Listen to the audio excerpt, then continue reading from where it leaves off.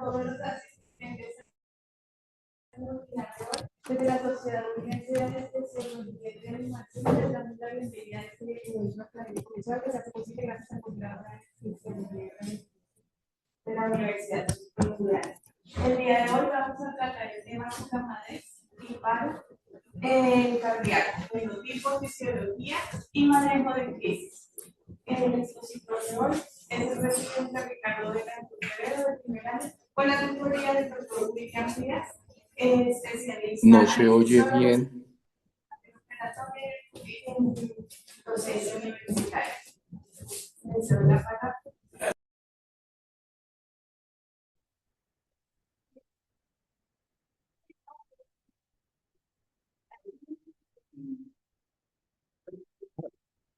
Acérquese al computador para que se pueda escuchar bien. El doctor Daniel dijo que había un poco con los audífonos. Para que se escuche. Bueno, darle gracias acá a la doctora Liz, nuestra líder acá ahorita en la Sociedad Colombiana de Anestesia, al vocal académico, el doctor Miguel, en una propuesta que se le hizo sobre una sensibilización de un medicamento que es de este siglo, que empezó más o menos ya en uso clínico en la anestesia hace unos 18 años, y en los reportes que ha dado la FDA pareciera que hay unos eventos muy relacionados con la parada cardíaca. Es una alerta que debemos estar atentos y más que atentos, contextualizar los casos que se han evidenciado, o no es tanta evidencia, sino se han informado en el reporte de eventos adversos en la FDA, que sería importante tomarlos y hacer un análisis crítico en nuestra práctica clínica, sobre todo para una anestesia segura en pacientes. Quiero agradecerle al doctor Ricardo Betancourt, pues, a coger una idea y que hoy nos lo va a hacer presentar acá para que todos tengamos un aprovechamiento del conocimiento colectivo. Muchas gracias, doctor Betancourt, y queda pues el escenario. ¿Ahí se me escucha bien?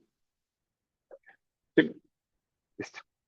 Bueno, muy buenos días. Otra vez, mi nombre es Ricardo Betancourt Quevedo, mi asesor, el doctor William. Muchas gracias por acompañarme para traerles esta presentación el día de hoy. Vamos a hablar de Sugamadex, paro cardíaco, fisiología, fenotipos y manejo de crisis. Entonces, queríamos iniciar esta presentación trayendo una duda, y es, cuando nosotros pensamos en Sugamadex, usualmente pensamos Sugamadex es seguro, es mejor que usar neostigmina, tienen menores reacciones adversas, lo utilizamos en población que usualmente son pacientes más comórbidos en comparación con quien decidiríamos revertir con neostigmina-atropina. Pero a veces ese sesgo de que es más seguro no quiere decir que esté libre de riesgo. Entonces, ¿por qué? Porque nuestra concepción de seguro nos lleva a pensar que no hay ningún problema con él, que no puede generar ninguna complicación. Pero eso no es así. Desde el label de la FDA hay unas advertencias textuales tomadas directamente de él que nos dicen que hay casos de bradicardia marcada y paro cardíaco observado en minutos después de la administración de Sugamadex. Y además de eso, que el paciente debería ser monitorizado estrechamente tras la reversión del bloqueo neuromuscular. Esto viene directamente del label de Bridion, que es el Sugamadex original de la FDA. Vamos a hacer una pequeña introducción, recordar un par de cosas sobre el Sugamadex, específicamente la farmacología básica. Primero que todo, estructura. El Sugamadex es una ciclohextrina modificada con un anillo hueco. Podemos ver acá cómo se vería. Y el anillo interior es hidrofóbico, mientras que el anillo exterior es hidrofílico. Y él tiene un mecanismo físico por el cual encapsula uno a uno las moléculas de rocuronio y de becuronio.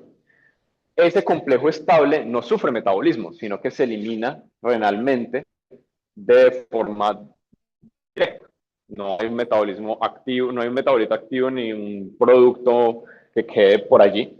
Entonces, el mecanismo de reversión del Sugamadex es un secuestro molecular físico, no hay una competición por el receptor, no hay efectos sobre acetilcolinesterasas, no hay ningún efecto metabotrópico ni ionotrópico del medicamento en el cuerpo, sino que se va directamente al medicamento, lo encapsula y se lo lleva para evitar que haga su acción. Entonces, en ese orden de ideas, algunas cosas que el Sugamadex no hace, porque entonces uno empieza a preguntarse, bueno, entonces si el Sugamadex genera bradicardia y paro cardíaco, ¿cómo los genera? Pues primero hablo de cómo no los genera. Entonces, No es un inhibidor de la colinesterasa, entonces no actúa en receptores muscarínicos, no aumenta la actividad de receptores muscarínicos y su mecanismo es físico, no es enzimático, como acabamos de recalcar.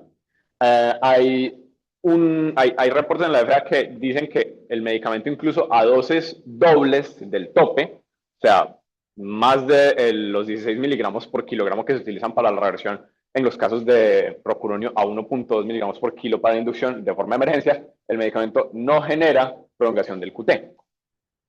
No es un medicamento que dependa de antimuscarínicos, o sea, no tenemos que utilizarlo con atropina ni con glicopirronato, y hay algunos efectos que se observaron in vitro sobre toxicidad en canales L de calcio, pero esos efectos no se replican en los modelos in vivo. Entonces, ninguna de estas cosas realmente es la que nos está generando bradicardia. Entonces, ¿cuál es la hipótesis actual? ¿Qué evidencia tenemos al respecto? Aquí viene un estudio de 2025 en Physiology Reports de Nishikawa, que fue un estudio conducido en modelos animales, específicamente en ratas, en los que tomaron 3 grupos. Entonces, al primer grupo se le administró Sugamadex, al segundo grupo, perdón, al primero se les administró un bloqueante neuromuscular, luego Sugamadex. Al segundo grupo se administró solo Sugamadex, sin previa administración de un bloqueante neuromuscular. Y al tercer grupo se le administró Sugamadex, pero el tercer grupo, las ratas, estaban vagotomizadas, o sea, se le había cortado la inervación vagal. Entonces, ¿qué encontraron? Que en los grupos 1 y 2, a aquellos a los que se les administró Sugamadex, uno de los cuales se les administró bloqueante neuromuscular previamente, luego de la administración había un aumento del intervalo de RR, o sea, bajaba la frecuencia cardíaca y aumentaba la variabilidad de la frecuencia cardíaca.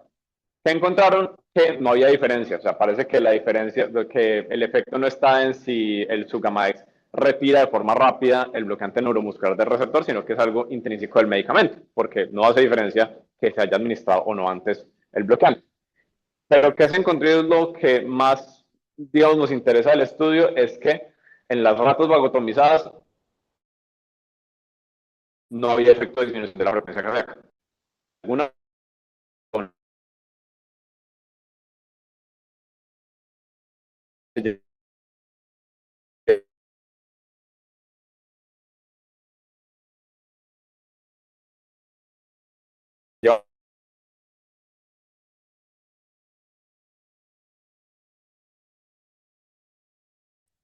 Entonces ahí sigo conectado. Creo que fue más bien retraso de señal. Listo. ¿Se sigue escuchando ahí bien? Listo. Continuemos. Entonces, con estos casos, entonces uno llega a la conclusión de que, con estos estudios uno llega a la conclusión de que entonces los casos de bradicardia y paro cardíaco asociados a la administración de Sugamadex que se han reportado no son errores en la administración ni son errores en la dosificación, sino que aparentemente es un efecto que es intrínseco del medicamento. Entonces, no es un error de técnica de administración, es aparentemente frecuente, predecible,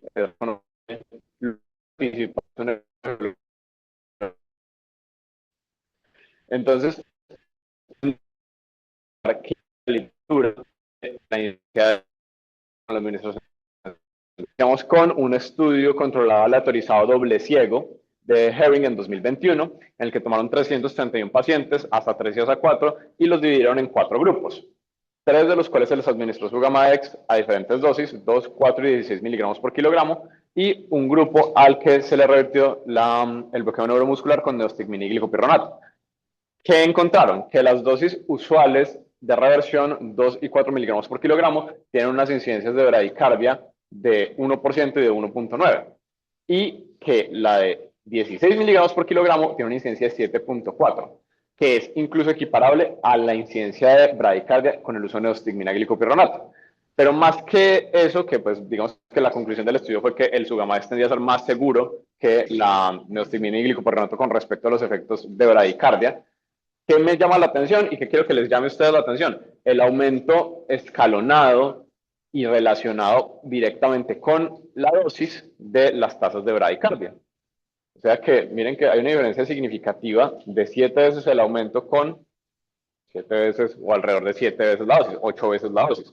Entonces, de este estudio podemos observar una tendencia que se va a repetir en futuros estudios, y es que el riesgo de bradicardia es dosis dependiente. La relación es directa. Entre más dosis demos de Sugamadex, más frecuente es la presentación de bradicardia en los pacientes.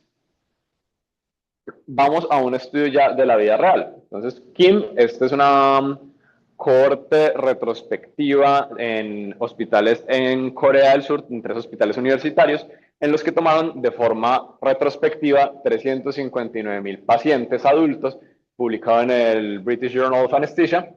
¿Y qué encontraron? Ellos lo que fueron a hacer fue buscar cuántos pacientes después de la administración de Sugamadex presentaban bradicardia relativa o bradicardia absoluta. Ellos definieron bradicardia relativa como una disminución porcentual de la frecuencia cardíaca, buscando unos puntos de corte, quienes se les disminuye el 10%, el 20%, 30 y 40, con respecto a una frecuencia basal 5 minutos antes de la administración. O bradicardia absoluta como una frecuencia menor de 20, bastante, un punto de corte bastante bajo. Lo que encontraron ellos es que la incidencia de una caída de alrededor del 20% es lo más frecuente, y entre el Sugamadex y la senostigmina glicoperonato no hay una diferencia estadísticamente significativa. ¿Qué encontraron ellos también en el mismo estudio? Otra vez, las tasas de incidencia de la bradicardia eran dosis dependientes. Entre más dosis de Sugamadex se administraban, mayores eran las incidencias de bradicardia. Otra vez, los claves, que la relación dosis-respuesta es lineal. Entre más Sugamadex administramos, más incidencia o más riesgo de bradicardia tenemos con los pacientes. Entonces, en esta misma línea hay otros 3 estudios de los que les quiero hablar. El primero siendo SIMS en 2021, que fue un estudio en pacientes adultos específicamente, con 200 participantes. Encontraron un dato que los otros no nos daban, y eran qué tan rápido o qué tan después de la administración se presenta la bradicardia. El pico de aparición de la bradicardia es alrededor de 4 minutos después de la administración. También encontraron una incidencia de alrededor de 7%, que va en línea con los otros estudios. Y viene otra pregunta que es, bueno, ¿y esto en los niños también pasa? La respuesta es sí. Hay un estudio de Arens en 2020, específicamente en pacientes pediátricos con cardiopatía preexistente, que encontró no solo que la bradicardia también se replicaba, sino que las tasas de bradicardia, la incidencia de bradicardia es bastante menor, de 20%. En este estudio solo hubo 99 participantes, la media edad fue de alrededor de 3 años, eran niños bastante pequeños y la mayoría tenían una cardiopatía congénita como comorbilidad. Y cabe resaltar que de este estudio, pues realmente ninguno de los niños requirió manejo. Ninguno tuvo inestabilidad hemodinámica asociada a la bradicardia. Entonces uno dice, bueno, pues el Sugamadex da bradicardia, pero ¿es seguro, no es seguro? Eso se convierte en una complicación que amenace la vida del paciente en algún punto. Y la respuesta luego nos la da Lien en 2024 con un estudio que se basó en las FAERS. ¿Qué es esto? Es el sistema de reporte de eventos adversos de la FDA. Ellos revisaron la base de datos del sistema de reportes y midieron cuáles eran los eventos adversos más frecuentemente reportados asociados a la administración del Sugamadex. Que encontraron que el primer efecto adverso reportado era la bradicardia, con 202 casos reportados. El segundo era el paro cardíaco, 119. O sea, bastantes casos. Luego, la taquicardia, con 30 casos reportados, algo más, digamos, bajo en comparación. Y por último, el síndrome de Kunis. Espero que para varios de ustedes, así como para mí, antes de esta exposición, el síndrome de Kunis era un término que no conocíamos, y por eso más adelante en la presentación vamos a tomar un momento para hablar bien de qué es, pero por ahora quédense con este dato. El cuarto evento reportado más frecuente después de la administración de Sugamadex en la base de datos de la FDA es síndrome de Kunis. Entonces, con esta misma línea, paro cardíaco. Bueno, ¿y cómo hace un paro cardíaco un paciente a quien se le administra Sugamadex? Hay un caso que queremos traer como paradigmático que fue reportado en 2023 por Pereira et al., que es el de un paciente de 68 años a quien se les administró 180 miligramos de Sugamadex. Este paciente estaba programado para una herniorrafia y posterior a la administración del medicamento presentó una actividad eléctrica sin pulso en alrededor de 1 minuto después de la administración. requirió reanimación cardiopulmonar por 4 minutos, posteriormente recuperó la circulación espontánea, el paciente despertó adecuadamente de la anestesia, no presentó signos de inestabilidad hemodinámica durante el resto de su hospitalización y fue dado de alta. ¿Qué hallazgos tuvieron ellos en ese paciente en la investigación posterior? El paciente tenía triptasa negativo como un marcador de reacciones alérgicas. Pensaron, tal vez el paciente hizo una reacción alérgica al medicamento. No parece ser el caso. Troponinas negativas y un electrocardiograma con resultados normales tras el evento. Entonces, la bradicardia post-Sugammadex no es inevitable, no es aleatoria, no es una coincidencia, es dosis dependiente, por lo tanto es reconocible. Sabemos que el efecto va a aparecer predominantemente unos 4 minutos luego de la administración y es modificable por nosotros eligiendo unas dosis adecuadas para el peso del paciente y para el nivel de bloqueo neuromuscular del paciente, porque ahorita también vamos a recordar cómo elegimos la dosis de 2, de 4 o de 16 miligramos. Entonces, algo que usualmente hacemos en la práctica, que es o administrar el medicamento sin monitorización del bloqueo neuromuscular o administrarle la ampolla entera por si acaso, no es tan seguro. Realmente no estamos siendo seguros. Estamos tomando el riesgo de aumentar la posibilidad de que mi paciente presente una bradicardia y de esa bradicardia potencialmente un paro cardíaco por una actividad eléctrica sin pulso.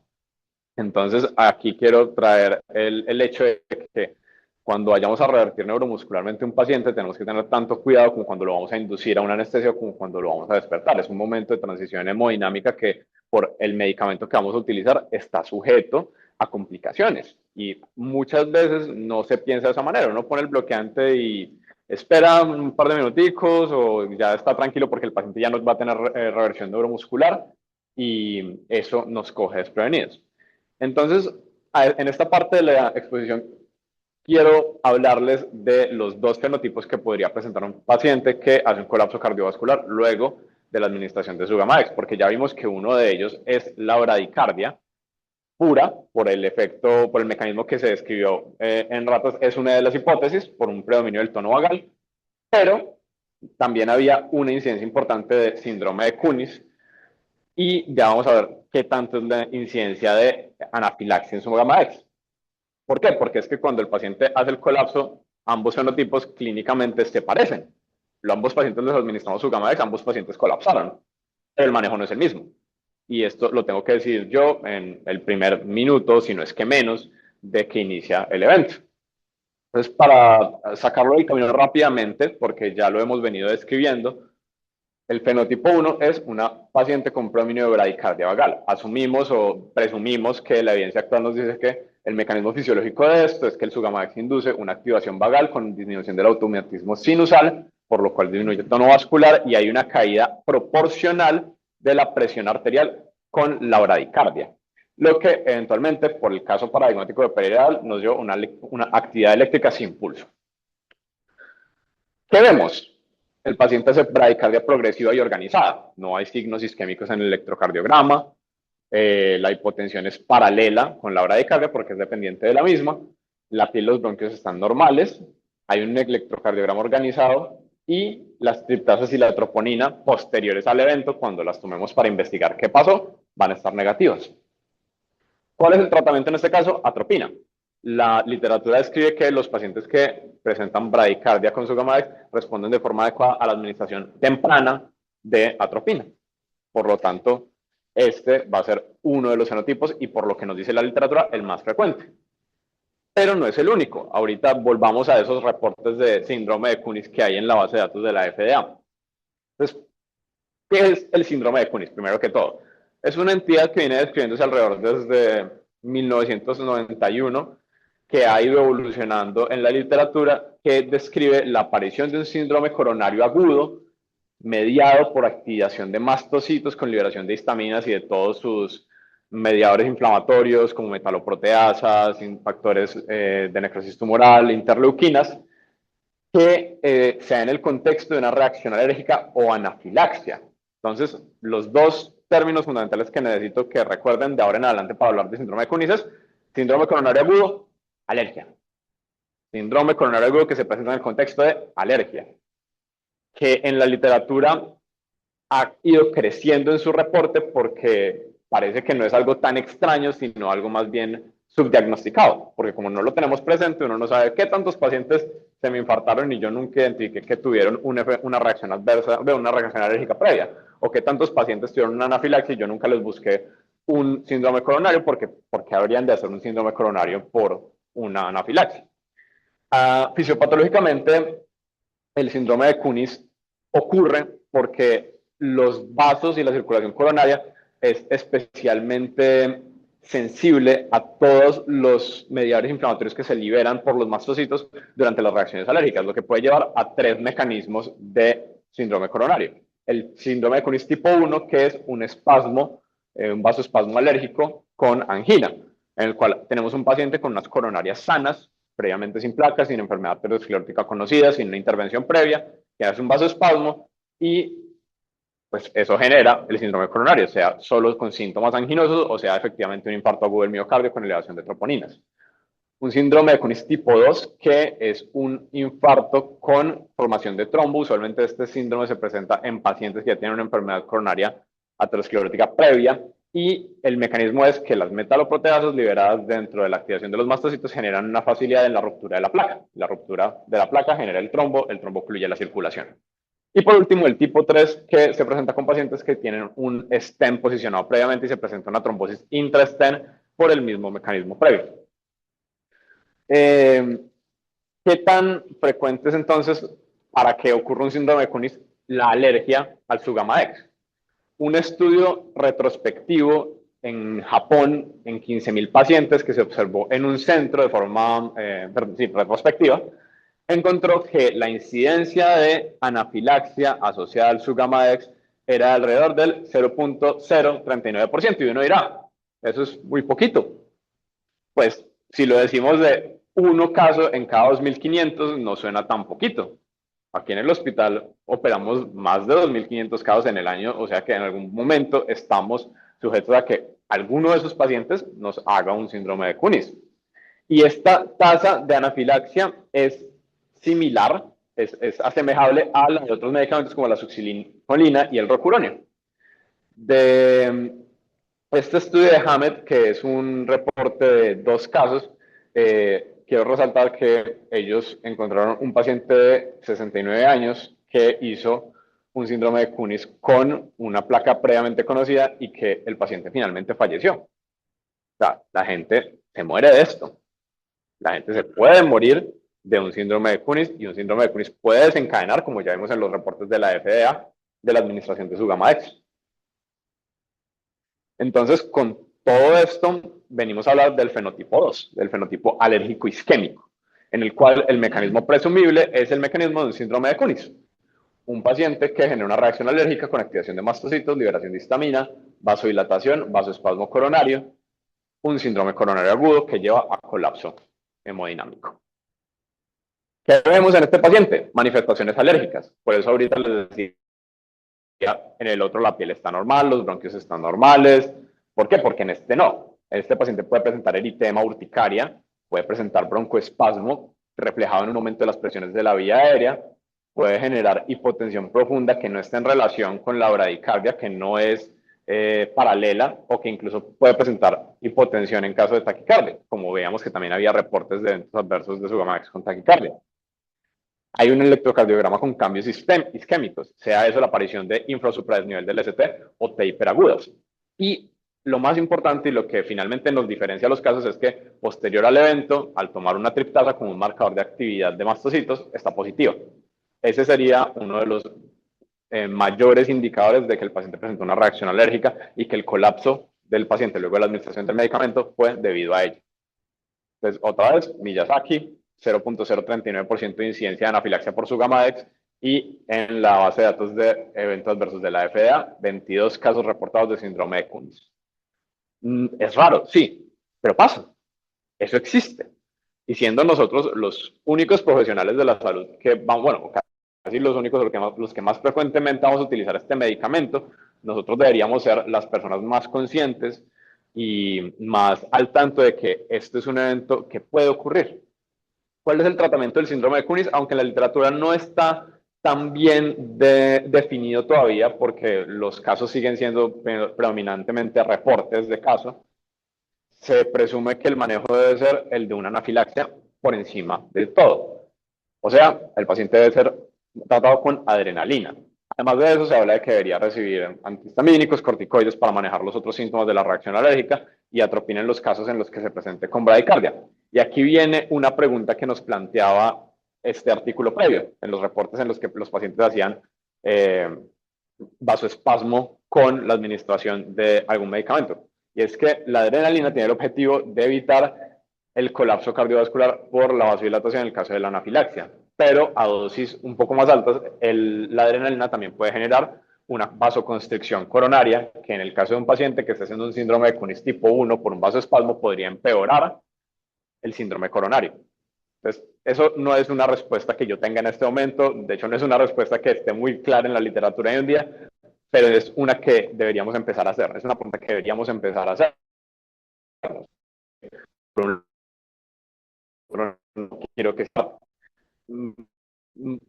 bien claro, está diciendo, pues evite primero que el paciente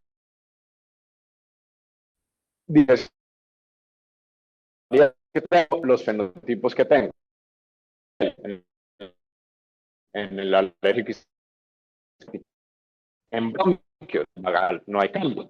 En el alérgico isquémico puede haber broncoespasmo que se observa en un paciente que esté intubado, conectado a un circuito, con un aumento de la presión de la vía aérea. Triptasa negativa en el vagal, elevada en el alérgico isquémico, un electrocardiograma organizado, o sea, una bradicardia progresiva, sin signos isquémicos, mientras que en el alérgico isquémico podremos ver cualquier manifestación o cualquier tipo de manifestaciones isquémicas, y tratamiento predominantemente o principalmente atropina para el vagal, adrenalina para el alérgico isquémico. Aquí traemos nosotros una propuesta para que cuando el paciente haga esto en una sala de cirugía, pues nosotros no tengamos que llegar y sacar el celular y buscar en las diapositivas del expositor y venga, que era 3Ps. Piel, pulmón, presión, como una mnemotecnia para recordar lo que deberíamos buscar cuando un paciente haga una inestabilidad hemodinámica luego de la administración de su Gamadex. Piel, el paciente tiene eritema, urticaria, alguna otra manifestación alérgica que no tuviera antes. 2, pulmón, el paciente tiene algún signo de broncoespasmo o de aumento de la presión de la vía aérea después de la administración. 3, presión, la caída de la presión arterial es proporcional con la bradicardia que el paciente está haciendo o no tiene nada que ver, o sea, le bajó en 10 la frecuencia, pero el paciente se choqueó automáticamente. Si alguna de las P's es normal, si todas las P's son normales, o sea, piel normal, pulmón normal y la presión es una caída proporcional, entonces uno piensa que el paciente tiene un fenotipo vagal que aparentemente es el más frecuente, más reportado, manejarlo con atropina. Si alguna de las P's está alterada, entonces pensamos en un fenotipo alérgico que debería ser manejado con adrenalina. Y ante la duda, pensamos que sería preferible el manejo de un fenotipo alérgico porque aunque es menos frecuente, va a requerir de manejo adicional con respecto al vagal. Y si yo el fenotipo alérgico, además de la adrenalina, está recomendado administrarle atropina, pues voy a manejarlo si es un fenotipo vagal, pero no logré distinguirlo en el momento de la crisis. Entonces, esta diapositiva es para recordarnos otra vez la administración y la dosis de Sugamadex están guiados por la profundidad del bloqueo neuromuscular. Y para nosotros decir cuál dosis vamos a usar, pues necesitamos un TOF, necesitamos un Tenofovir.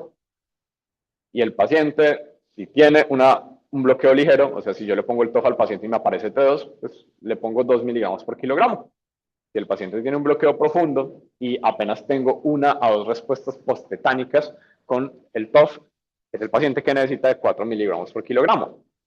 Y solo si necesito realizar una reversión inmediata después de administrar rocuronio a 1.2 miligramos por kilogramo, administro 16 miligramos por kilogramo. No sé si alguien alguna vez habrá tenido que administrar eso, pero yo puse a hacer el cálculo. Para un paciente de mi talla, de mi peso, esta dosis son 6 ampollas de Sugamadex. Son como 1100 y pico miligramos. Entonces, es un montón. No sé si a alguien le ha pasado, pero pues esa digamos que es la dosis en la que más riesgo hay de presentar estas reacciones adversas, específicamente la bradicardia. Entonces, con todo esto, ¿y yo qué cambio? y ya que me dieron toda esta información, ¿yo qué hago cuando vaya ahorita a mi sala de cirugía a atender a un paciente, a revertirlo? Tener una vigilancia más activa del monitor cuando lo vaya a revertir. Antes del bolo de su Gamadex, tenga atropina cargada en una jeringa, tenga adrenalina disponible si es el caso, tenga su equipo avisado, que su circulante no esté en otra sala echando chisme, que el cirujano ya no se haya ido, que usted no esté solo en un momento en el que el paciente puede presentar cambios hemodinámicos importantes.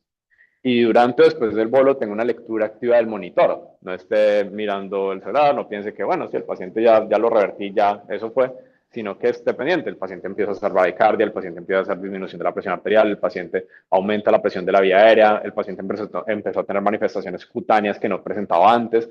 Todo eso es importante para un reconocimiento temprano y para ese reconocimiento temprano, pues un actuar rápido en evitar que el paciente progrese hacia un paro cardíaco o hacia un colapso peor.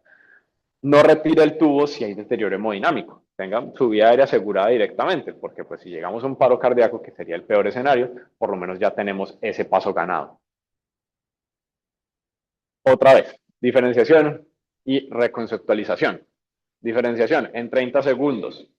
Regla de la 3P. Piel, pulmón y presión. Si todos normales, fenotipo vagal, atropina. Cualquier P alterada, piensa en un fenotipo alérgico, en un síndrome de Kunis y administre adrenalina. Si el paciente llega desafortunadamente a un paro cardíaco con una actividad eléctrica sin pulso, pues ya es para eso afortunadamente sí hay guías muy bien establecidas, montes en el algoritmo. El principio de precaución. Ante la duda, trate como un fenotipo alérgico hasta demostrar lo contrario. Y la reconceptualización que queremos traer como mensaje de esta charla es que la reversión no es el epílogo del acto anestésico, no es nos acabamos, ya nos vamos, monte al paciente, desconéctelo para recuperación, sino que es una transición hemodinámica tan importante como lo es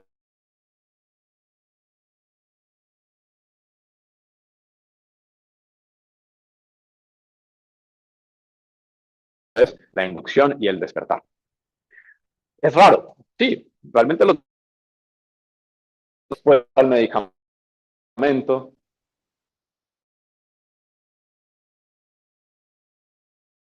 Entonces pensamos, pues, para nos dicen, no, pero eso es muy raro. Pero entonces hoy queremos decirle que lo raro sí merece protocolo, no paranoia, y eso es por responsabilidad. Porque lo raro no mata porque pase muy frecuentemente, lo raro mata porque nos coge desprevenidos a todos. Y uno nunca había escuchado de que el paciente hacía bradicardia con su Gamadex, ni que era el síndrome de Kunis. Y cuando estamos tan de malas que un paciente presenta un colapso después de la administración del medicamento y nunca hablamos de eso y nunca tuvimos en cuenta que eso podía pasar y nunca nos preparamos, ahí es cuando las complicaciones se presentan, ahí es cuando el paciente la lleva de perder. Entonces, el Sugamadex y el paro cardíaco ocurren porque creemos que lo más difícil ya pasó, porque leemos el monitor en automático, porque el equipo baja la guardia, porque la atropina está en el carro y no está envasada, no la tenemos lista para la administración.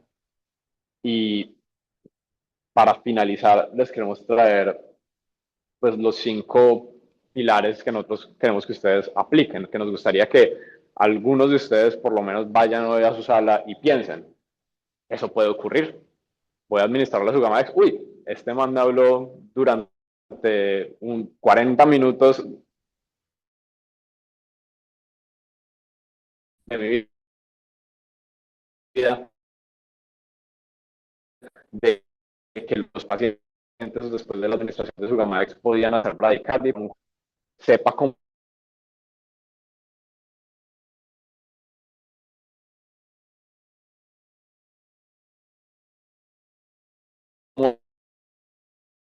diferenciarlos. Prepárese para que reportes en la literatura sin ciencias estables es la fisiología, es algo, es un efecto del medicamento. No es que nosotros aplicáramos mal el medicamento, no es que el medicamento hiciera una reacción idiosincrática no predecible, era algo que sabíamos que podía ocurrir. Para llevar a la casa, pregúntense, ¿usted alguna vez ha visto que esto pase? Usted a veces piensa como, uy, ese paciente se bradicardizó luego de que lo revertí, pero no pensó mucho más de ello. ¿Cómo estamos usando el Sugamadex? ¿Realmente estamos monitoreando la profundidad del bloqueo neuromuscular en nuestras instituciones o ya con el paciente extubado y casi que en recuperación decimos como, está como lento este paciente, pues no se desatura, respira, pero está como que no se mueve tanto como a mí me gustaría y lo revertimos ahí en recuperación. ¿Qué es vigilancia activa? O sea, realmente yo estoy leyendo mi monitor, buscando cambios, prediciendo complicaciones, o solo estoy dejando que pite y solo cuando la alarma me despierta yo digo como, oye, venga, ¿qué pasó? ¿Y a qué cambio nos estamos comprometiendo como sociedad huilense de anestesiología de reanimación?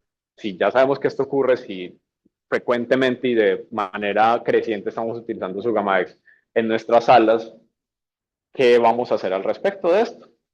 Esta es una recopilación de la bibliografía que se utilizó para esta charla. Les dejo para quien le interese un QR en una carpeta donde la podrán descargar toda, por si quieren leer un poco más al respecto del tema. Y abro el espacio para discusión. Muchas gracias. Hola. Hola. Buenos días, ¿me oye? Ricardo, muchas gracias, excelente presentación. Unos puntos muy claves y claros.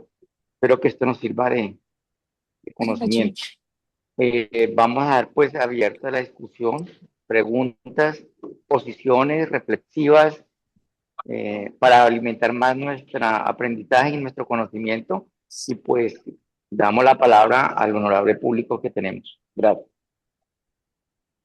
Buenos días, ¿ahí me oye? Sí, doctor. Aló, Ricardo, lo felicito, excelente exposición, corta, concreta, práctica. Gracias, doctor William, por traer este tema. Enfatizar que si bien se puede presentar paro cardíaco con su gamma-S, en todos los escenarios esta incidencia es menor que con neostigmina y atropina, o sea, sigue siendo un medicamento seguro, pero no absolutamente seguro. Para el doctor Nicolás Palacios, que está rotando por pediatría y tenía por ahí unas guías de relajantes neuromusculares y reversión en pediatría, ¿qué nos podría adicionar a este tema? ¿Qué nos podría aportar, Nicolás?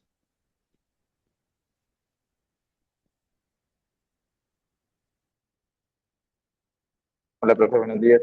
Buenos días para todos. Bueno, respecto a pediatría, sí, las últimas guías europeas para la relajación neuromuscular establecen primero que sí o sí para revertir hay que realizar monitoreo de la relajación neuromuscular y dos, a grandes rasgos para el caso de los niños, la neostigmina no tendría cabida bajo ningún motivo, siempre su Gamadex, teniendo en cuenta la seguridad pues, de la población a la cual nos estamos enfrentando, que serían los niños. Serían como las dos grandes conclusiones que se podrían extrapolar de la guía, teniendo en cuenta que según la profundidad, asimismo, pues se realizarían las dos.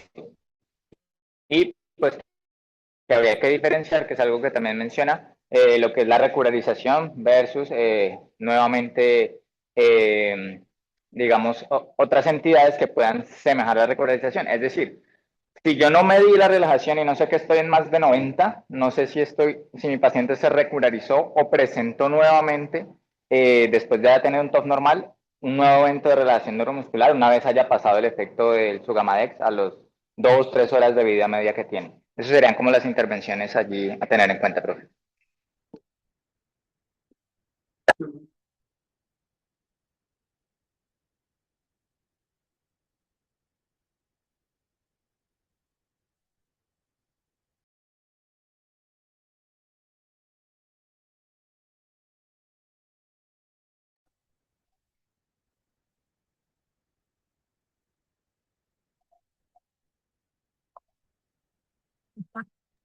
Doctor.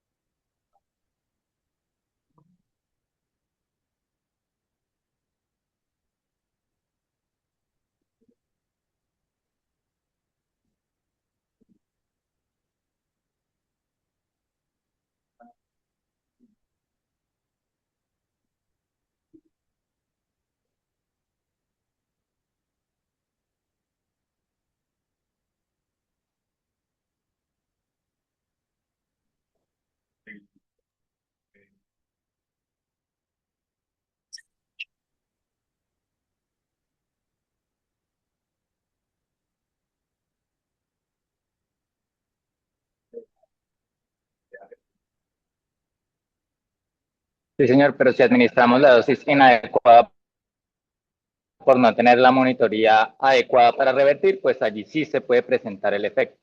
Entonces,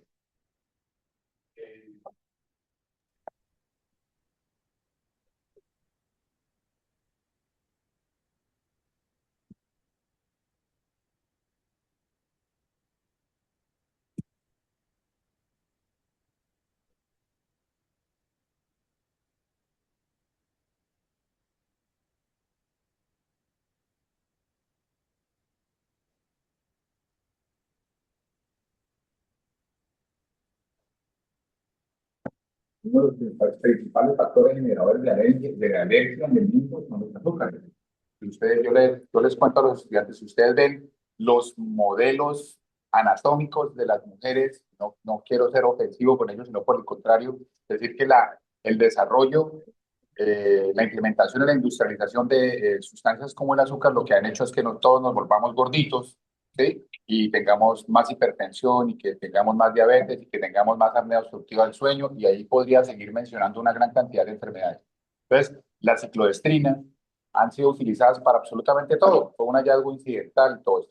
Entonces, ¿cuál fue el objetivo primordial inicial cuando se lanzó el medicamento? Tenía unas indicaciones específicas. Lo que pasa es que ahorita algunos de mis residentes usan el Sugamadex como perfume. Entonces, a todo el mundo le van untando el perfume, ¿sí? Van repartiendo el perfume por todos lados. El aroma es importante. A todos le ponemos Sugamadex.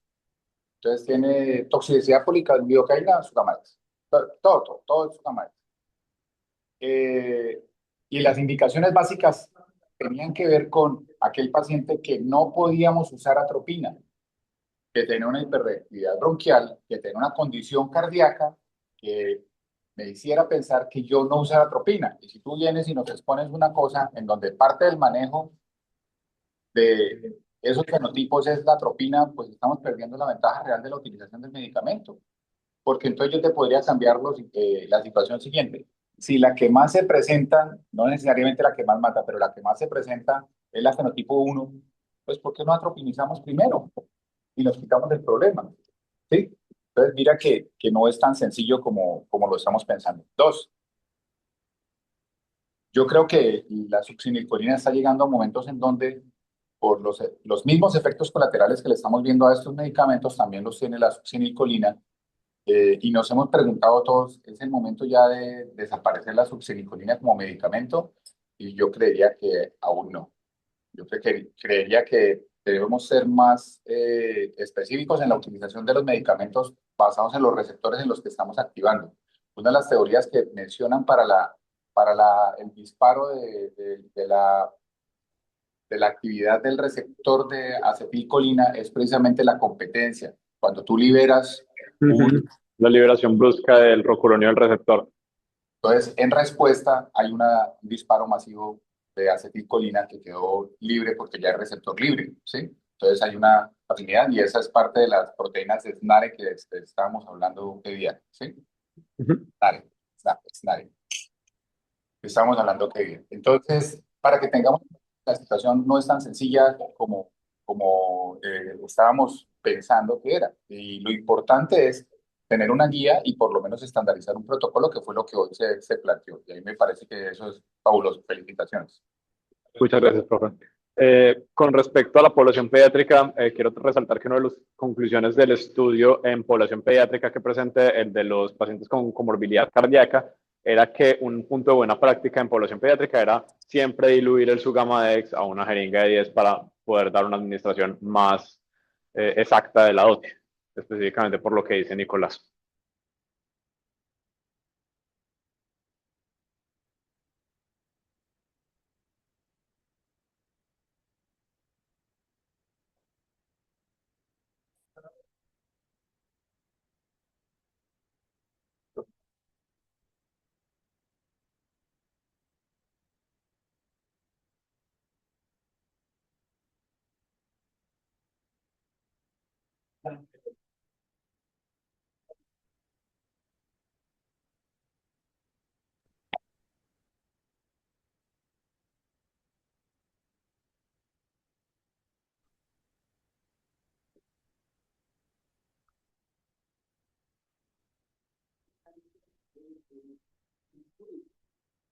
Era una mini adicional a como esteroides que interfería en su gama y eso era lo que desencadenaba la crisis. Pero eso fue descartado en un estudio y por eso pues, se plantearon las otras teorías de, que incluso hasta el día de hoy todavía no está muy dilucidado el mecanismo, pero eso ya fue descartado en un estudio. Pero fue inicialmente lo que pensaron el mecanismo por el cual el Sugama generaba pues, todo este efecto de radicales, por ejemplo, que tenían los esteroides, que le llamaron esa la que se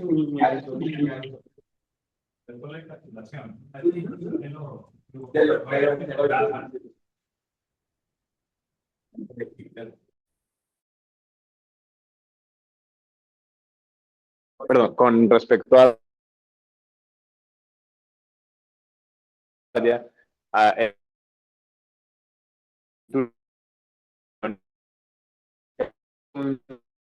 caso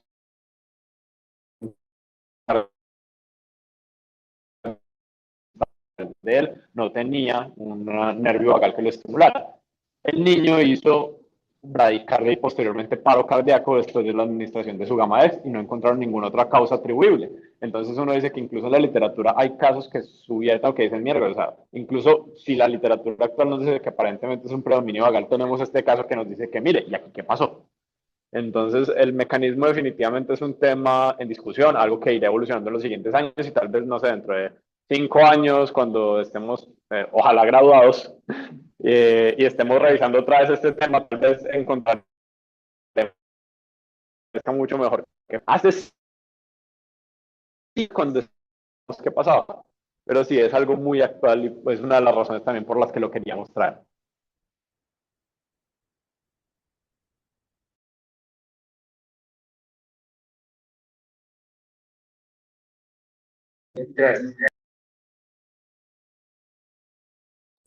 Lo que vemos nosotros, el cambio de conocimiento, que en medicina todo no está definido, ni todo se ha dicho.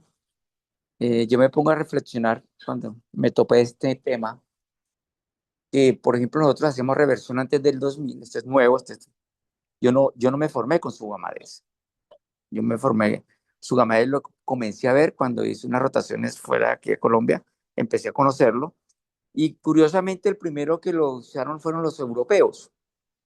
Los gringos fueron mucho más cautos. Ellos tienen apenas, creo que en el 2015, cuando estuve en un congreso de la ASA en San Diego, ahí hicieron el lanzamiento del Sugamadex para uso americano. Y ellos ya tenían en los reportes del FAERS, que usted comentaba, casos de bradicardia. Ellos por eso fueron mucho más cautos. Sin embargo, los europeos fueron mucho más liberales en introducir en la práctica diaria. Lo interesante de esta situación es de que, pues, sí, que fue el objetivo en ese tiempo, que era muy seguro, y de hecho que carecía de efectos cardiovasculares del ritmo, como la bradicardia. Imagínese que no está el cuento.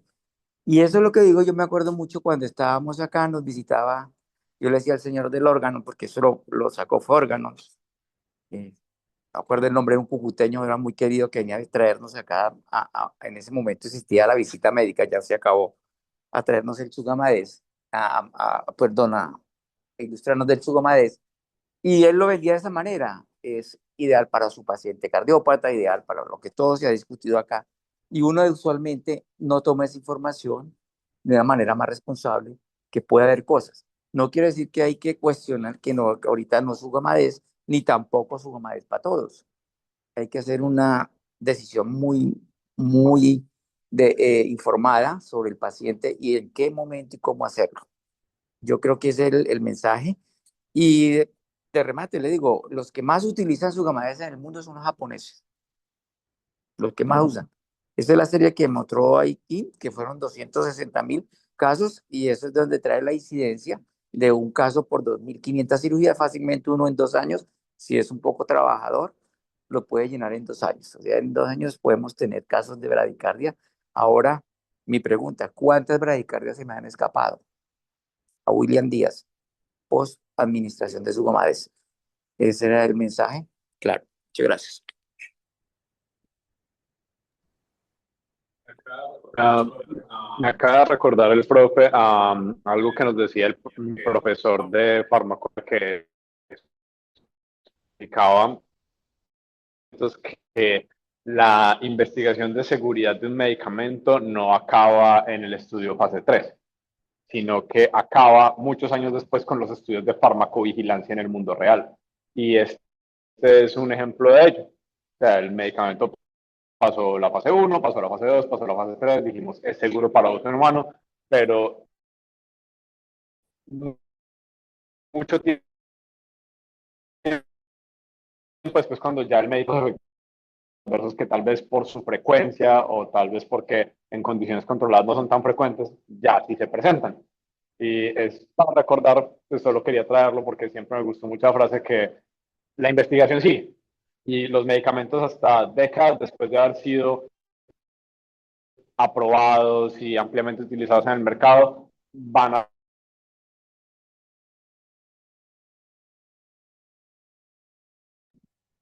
Ricardo, gracias por la exposición. Tengo una pregunta. Cuando comenzaste la charla mencionabas que debamos de usar neostigmina por usar su Gamadex, por la seguridad que ya mencionaba el doctor William que habían vendido pues al inicio cuando salió el medicamento.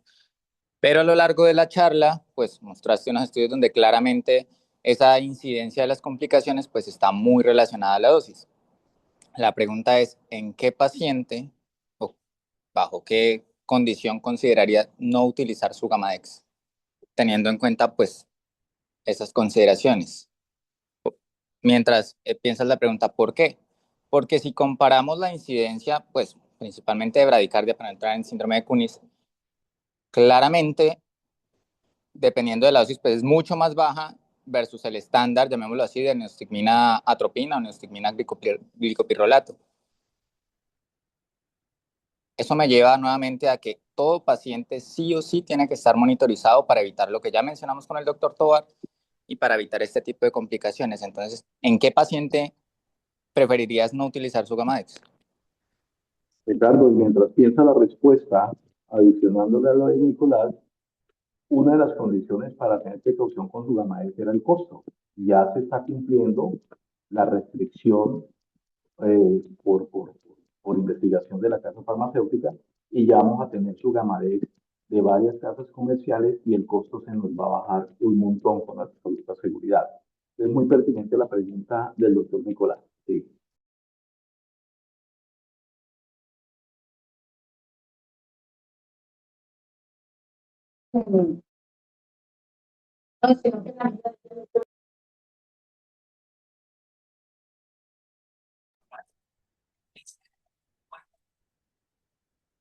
A ver, ya que hay una indicación expresa y una notificación expresa.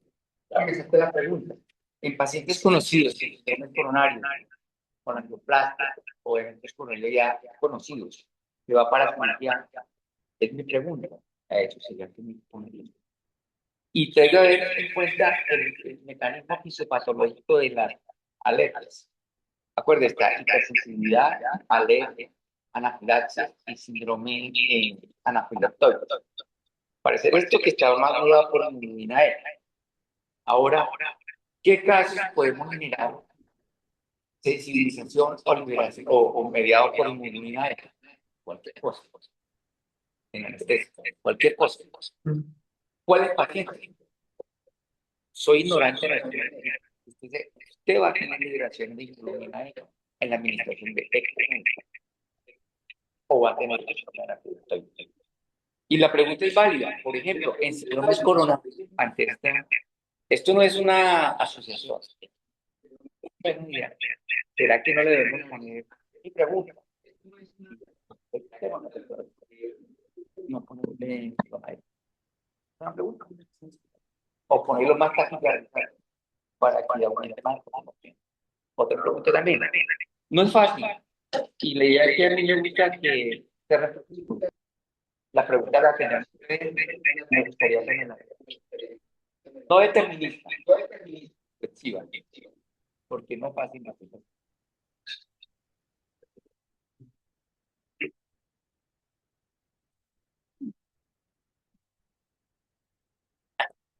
Ayuda, qué pena. Aquí deberíamos estar discutiendo ustedes, doctor. Nosotros le haremos la pregunta. Nuevamente,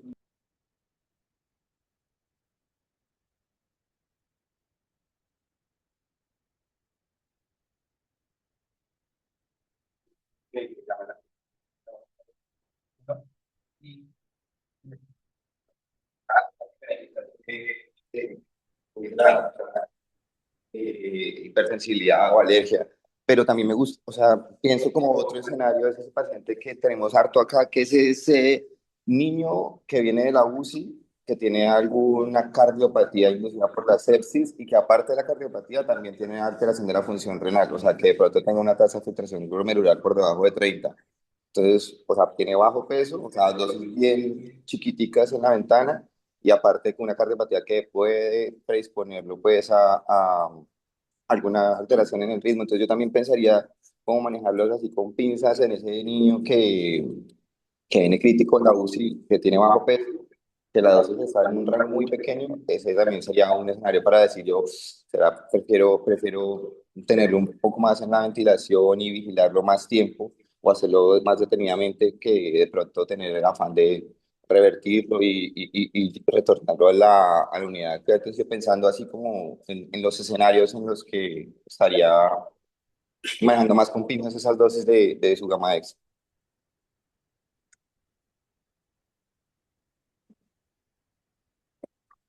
Recuerde que se levantó este año el uso exclusivo para el laboratorio innovador de la molécula.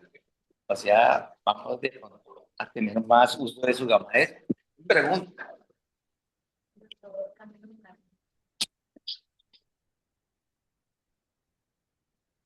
Curiosamente una empresa mexicana.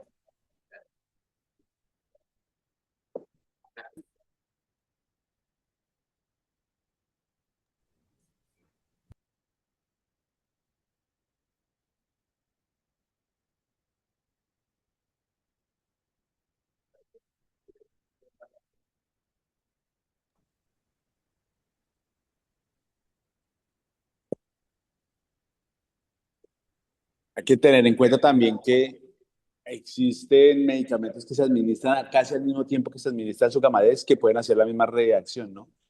Generalmente el manejo con opioides, sobre todo morfina, se administra finalizando el acto quirúrgico, que pues más o menos se concordaría en tiempo con la administración de su Sugammadex dada la necesidad y podrían cruzarse respuestas farmacológicas asociadas a más de un medicamento con una respuesta similar.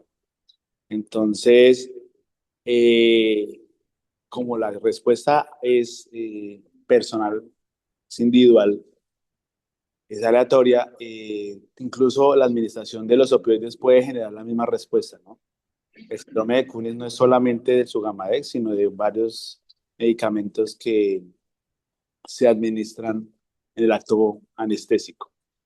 Y por otro lado, la respuesta que se da por inmunoglobulina E depende del tipo de sensibilización que tenga el paciente. Entonces, se nos abre aún más el abanico de posibilidades de complicaciones en los pacientes porque tener en cuenta no solamente que el analgésico, la reversión de la relajación muscular pueden empeorar al paciente, queda uno aún más complicado porque las complicaciones cardiovasculares asociadas a eso incrementan también, no solo con dosis, sino con número de fármacos que se administran. Y ustedes han dado cuenta de la lista de fármacos que utilizamos durante un acto anestésico. Gracias. Yo, buenos días, ¿quieres hacer una pregunta, si es posible, o ya termina? Sí, doctor. Una pregunta muy sencilla para los residentes, para que se fajen, ¿sí? Nosotros hemos revisado también con mucha anterioridad un síndrome, que es el síndrome de Takotsubo, y yo quisiera solamente preguntarles si ustedes lo tendrían dentro de sus diagnósticos diferenciales ¿cómo y con qué parámetros diferenciarían un proceso del otro? Es muy sencilla y es para que se faje alguno de los residentes menores.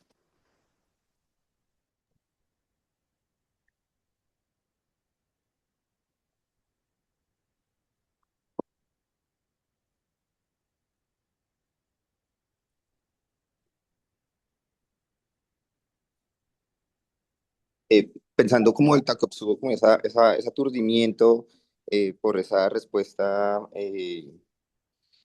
digámoslo, eh, eh, simpática, pues pensaría que diferenciando del Kunis podría saberse, o sea, ver esa, que, que uno tiene esa clara desencadenante de la histamina, o sea, con esa respuesta inflamatoria, con el broncoespasmo y el Takotsubo teniendo, o sea, digámoslo así, la ausencia de esos síntomas de respuesta alérgica, o sea, de eritema, de pronto broncoespasmo y así. Las P, sí, señor. Sí, Buenos días. El Takotsubo es una entidad que es especialmente mujeres, que hay que tener en cuenta, y mujeres relativamente jóvenes, que también tienen, digamos que uno puede interrogar algún cuadro de depresión, de tristeza, o a veces le llaman como el corazón roto.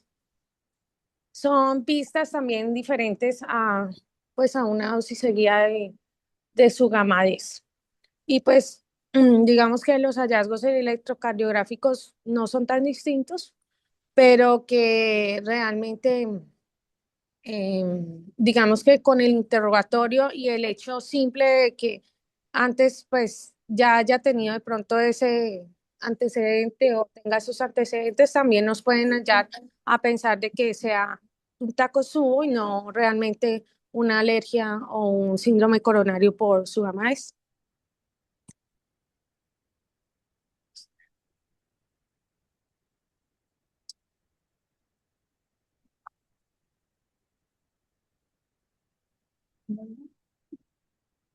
Bueno, si no hay más intervenciones, quiero agradecer nuevamente por la presentación que nos trajeron hoy a Ricardo y al doctor William Díaz por permitirnos este espacio de discusión académica también.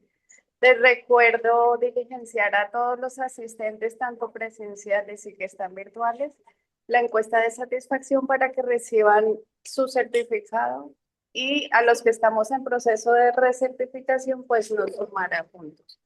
Muchas gracias, feliz día. Gracias, doctora.